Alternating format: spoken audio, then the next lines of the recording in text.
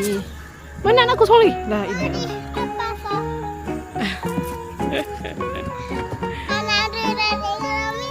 Okey.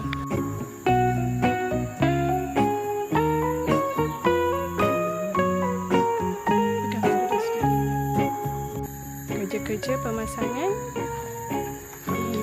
kabel supaya kolam dalam tu tak kotor sangat.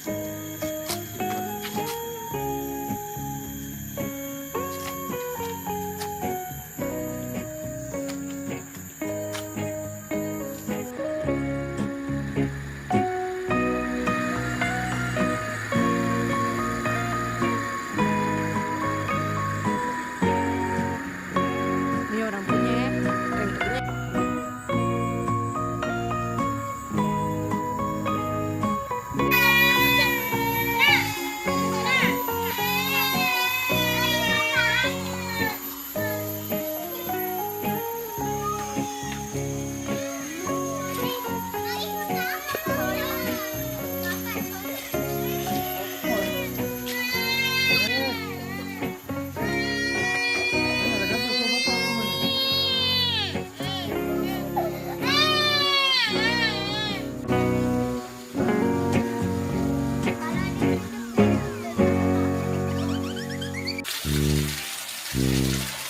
Apa yang berlaku dengan jari kakak?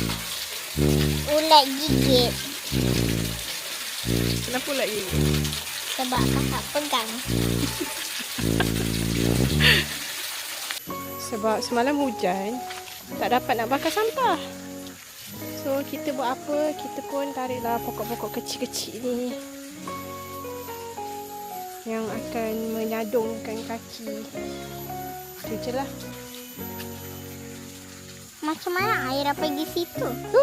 Aira jalan. Ya. Teman. Go. Aira follow papa.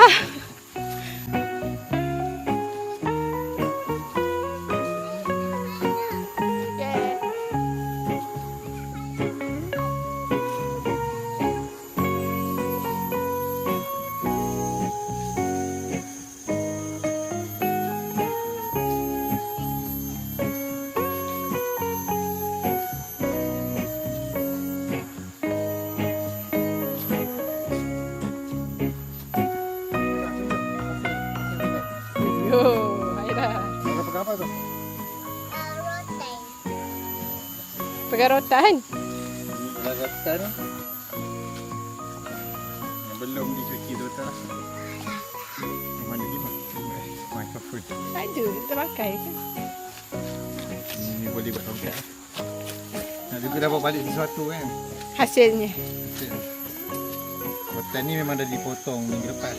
Oh iya ke? Ha? Oh yang hari tu datang. So dia makanan lalu kan, so kita potong lah. Sebenarnya rotan ni Okey. barang berharga sebab dia tak banyak. Dia ambil masa yang lama. Sebab berapa rotan mahal. Berapa beli ni? RM5,000. Okey, sekejap. Ni kakak dah ada durian kakak. Tapi durian punya. Ada lebah kan? Walau tak nampak ni, tak nampak. Ada pet.